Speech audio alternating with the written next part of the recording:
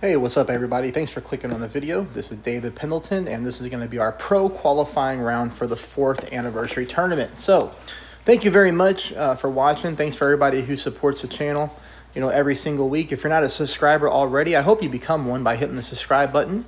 And if you find the video helpful, please take a second there at some point during the video to hit the thumbs up button. That's very important for a creator like myself. So minus 14. I feel pretty good about this course in pro. Some of these holes I'm really familiar with, which helped out. Some of the holes I don't even remember ever playing in the game. So, those threw me through a loop, which you'll see. But I've got a lot of good replays here to share. I'm pretty confident we can have a big qualifying score and get us moved on to round number 2. So let's go ahead and hop right into hole number 1. Hole number 1, now I always play this from the right-hand side. I like the drive because the drive is easy, and then shot number 2 always gives us a really consistent rough bump. It's just about figuring out what elevation to play with the wind angle. But from here, you can see, I'll pull this one about 3.5 rings. The wind only 6 miles an hour, not even. This is easy wind to control here. Now, I'm only using a katana ball. That's all we really need to pull off this shot. The thing that I would say about shot number 2 is it's going to be a rough bump every single time on this hole, even when we're playing it in one-on-one tour play. So for me, I can execute the shot with my thorn. I have a lot of topspin on my thorn because it's a good level. If you would prefer to play with like a hornet or a runner, something like that, just make sure you bring one of those clubs that you're familiar with and you're comfortable with using for shot number 2. Shot number 2, I want you to play at 5% at mid-distance, and here's why.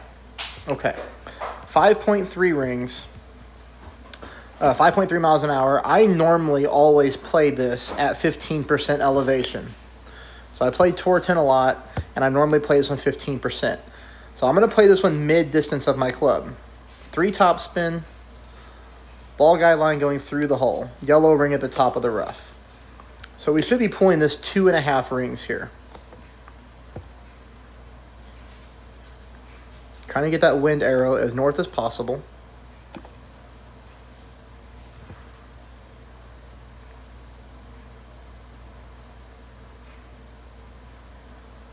Hit the rough perfectly. But as you can see here, we're starting off the tournament by burning the edge of the cup. And that's going to be the right edge. So that's why I said play 5% at mid. Because look at this. If I'd have moved this down to 5%, then... Oh, hold on. Yeah, so I played at 15% at 2.6 rings. So you'll see the 2.6 ring pull here. If I would have played at 2.4, this ball would have been in the hole. So let's take a look at the ring pull again, because some people have been asking about that lately. You'll see right there, it's about 2.6. So it's not 2.5, it's more of the blue there. We get that perfect ball. And right there, just if I pull 0.2 decimals less, then we drop that ball for an eagle. So that's why I say play 5%, and that just puts you into my mindset on how I give advice and how I start to dial in shots from account to account. I only have 2 pro accounts, but it's not that big of a deal. Okay, hole number 2, we do pick up a hole-in-one on.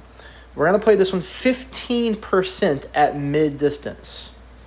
So you'll see here, power 2 ball, 15%. So we're going to pull this one 7.2 rings. And I'll go back and show you the spin here, okay? Here we're just trying to find a funnel. 2.5 bars of side spin to the left with, right here you're going to see this is, almost half a bar top spin, but not quite. I put my blue ring right there, right on the sand line. And if you were to take a look at my ball guide line, you're going to notice that, you see where the top of the ball guide line curves and starts coming back down onto the fairway? It's just barely over the rough. You see that? And then here I zoom in, and I'm left of the pin a little bit, so I do fix it. So right there is going to be your aim point. This is really consistent. So you see how the end of my ball guide line is right there on the left-hand side of that light green square aiming at the pin? This is where you want to aim.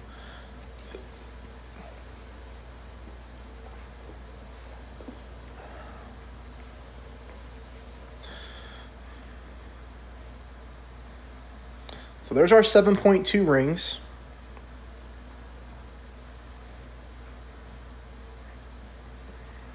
Now, the thing you're going to see on this replay is I hit the pin and I bounce out. Now, on my other account, I made the shot and I accidentally deleted my saved replay. So, I feel like an idiot. I don't have it, but I promise you, I made the hole-in-one. I would never lie to you. But it was that exact same setup. The only thing that I did different was instead of half a bar of topspin, I did about 0.2 bars of topspin just to slow the ball down, okay? But it's there. It's a great funnel. If you ever watch me play live on Tour 10, you've seen me make this hole-in-one quite a few times. If not, always landing right next to the pin, but that's a good one. Hole number 3 is not easy. In fact, some of these par 5s are tough. So hole number 3 here, we're going to be playing with a Titan, and you want to bring your best wood club. You want to bring your big dog or your Cataclysm because you're going to need the power for shot number 2. As you can see here, when I adjust my rings, I'm pulling into overpower, which is why I'm using about half a ball of overpower and half a ball of curl to the left. The thing about this shot is you don't want to get crazy with your top spin and you don't want to get crazy with your overpower because you can see here we come close to the rough here at the top of the fairway. And we obviously don't want to roll into the rough because then we'd be in a world of hurt. We would have no chance getting to the green in 2. And we'd have to depend on making a long shot for eagle. Now, hole 3, shot number 2, I'm playing this one 10% elevation at max distance of my big dog. Now you can see that my ball guideline is fully developed onto the second fairway, meaning that second bounce is clearly on the second fairway. So this shot right here is a little bit puzzling to me. I may have underpowered this shot, I guess, now that I'm looking at it. This is my first time looking at it on a replay. But it does look like there I went with a tad of underpower, which I have a habit of doing. But, clearly this is the easy chip in to save the eagle. But, had my ball guideline played true and I took a normal shot, then we would have been on the green with that spin setup. But regardless here, this is just an end-bringer shot. I'm playing at no elevation. Pretty much, full top spin. As long as we hit perfect even, typically great left, great right, barely, this shot will drop into the hole. So that's hole number 3. That moves us on to hole number 4. I'm going to show you 2 shots on hole number 4. I don't know what tour this hole is in, but I don't ever recall playing this hole ever. I'm sure that I have at some point, but I cannot remember it. So I was very confused when I got to the hole. I was hoping to learn from my opponent's shot, but I had to go first. So you can see here I'm going with backspin and a little bit of side spin to the left, and I'm just aiming directly at the hole. Now, I played this at 20% elevation, which is the same that I played in rookie. I figured that would be a good base point to start off at. This I was not expecting. This thing just takes off on the bounce. So look how it bounced, and it just kicks way to the left-hand side of the green. And I roll down, heck, almost into the rough. So, I didn't really know what to do besides to try to get a little bit creative. So I played it again at 20% at max. But I use 3.8, 3.9 bars of backspin. But look at my ball guideline this time. To me, I really didn't know what was going to happen because I didn't use any side spin this time. And I used 3.8, 3.9 bars of backspin. The only thing that I knew is that this ball kicked significantly to the left-hand side. So I just kind of left the target like this. You can see here that look at my sniper ball guideline, how it's rolling off the right-hand side. So again, the thing that I like about this is it's only 5 miles an hour, so this wind is very, very small. But I am pulling this one 20% at max.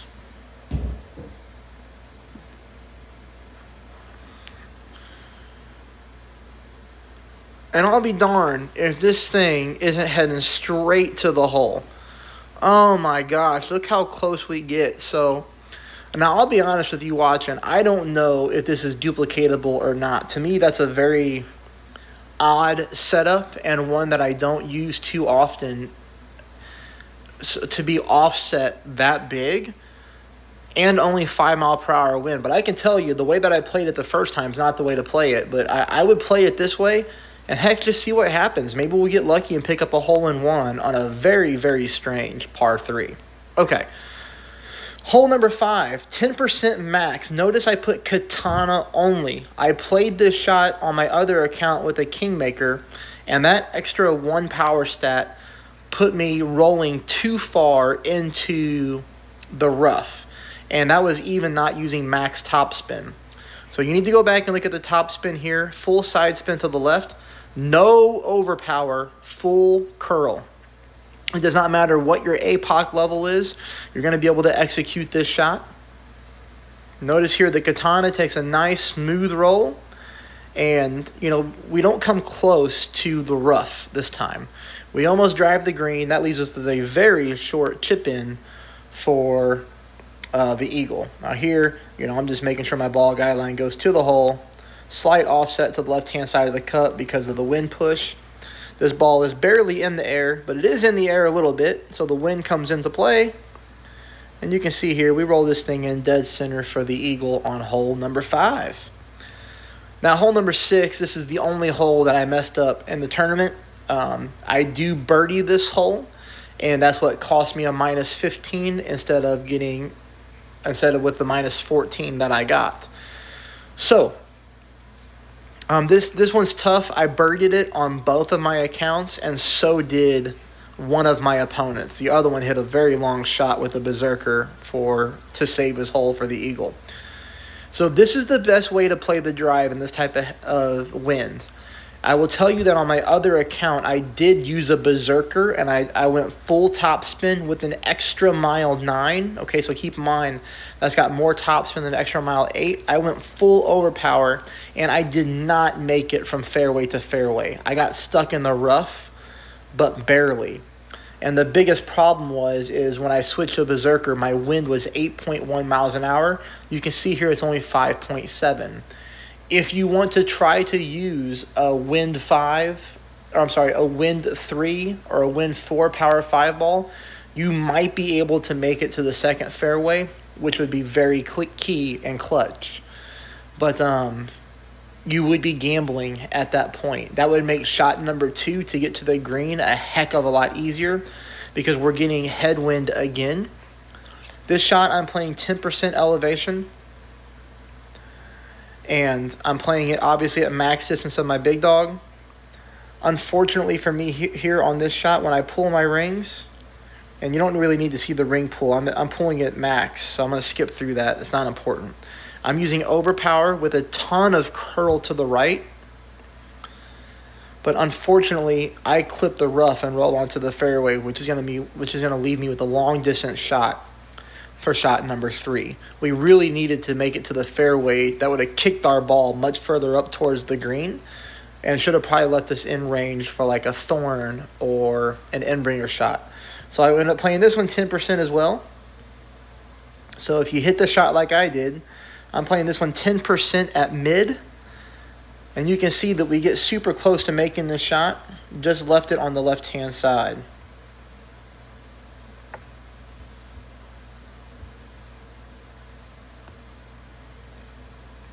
Thought I was going to save the hole, but, just burned the left-hand side of the cup. But that's okay. The round is still all right. Now, let's talk about hole number 7. Hole number 7, you're going to see me try to do a couple different things here. I thought about going with a rough bump with the Kingmaker. The thing that I didn't like here. So if you're thinking about playing this shot like we've played it in tournaments past, the thing that I don't like here is I'm getting caught in between clubs. And I just didn't trust being that close to the sand. And you'll see at the beginning of the graphic, 10% at max distance, okay? So Kingmaker, I'm like, yeah, that's just not going to work. I switched to a Navigator to lower the power. And you can see here 1 full bar of right side spin with 3 bars of backspin. I have my orange ring right up on the rough line, ball guideline pointing to the hole. You can see it right there perfectly. Always the thing I always want to point out on this hole, and I know this pro video is going to be longer than normal, and I'm sorry, but it's a hard tournament. You have to make sure, look at the setup. Look at the orange ring at the top of the rough. Okay, it's important on this hole that you leave yourself the room with the tailwind. You don't want to put your yellow ring on the rough line, because if you misadjust, you're going to land in the rough. And then it's always important here too. Look at bounce number 2 is way over the rough, almost to the fringe line. It's on the fairway still, but you have to make sure you have this hole set up right. Because oddly enough, you will see people mess it up, and they're not looking at those 2 things that I just told you. We don't play navigators too often on pro par 3s, but this is a perfect hole to do it. The wind resistance 2 is great. You can see there we smack the pin and we drop it in for a hole-in-one, so we will take it. That brings me into hole number 8. Hole number 8, I'm a little bit confused on shot number 2. I really like shot number 2.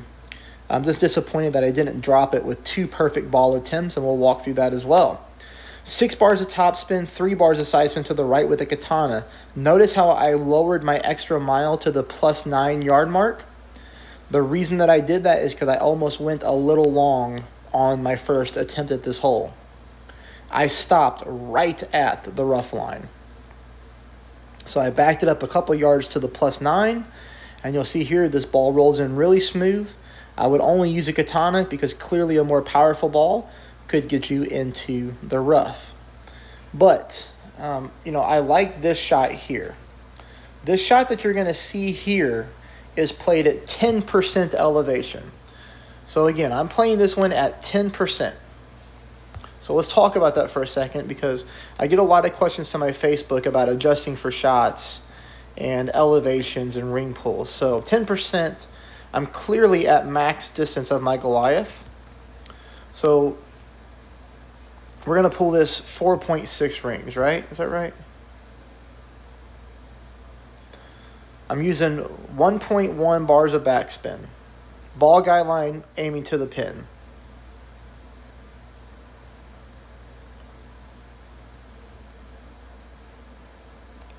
Give me 1 second here. I'm a little confused on what I did. Well, heck, I might have misplayed the hole.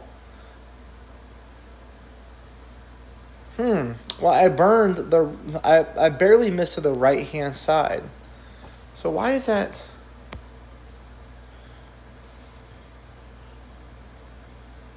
Seven and a half mile per hour wind. At max, I should have pulled 4.6.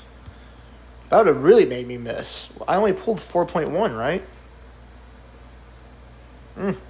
Yeah, boy, I must have messed something up when I was playing the game. So there we go. I make mistakes too. I think we've all done them. So it's a little embarrassing to talk about this far into a video, but it is what it is. And hey, at least I learned something. Okay, 5.8. So this one, I believe I played -5%. So let's get this right, Dave.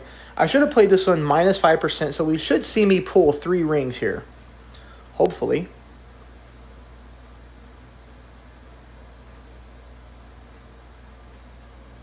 I tried to pull 3 rings. Yep, okay, good. With an 11.59. Yay. These shot number 2. I'm in the right zone. Perfect ball.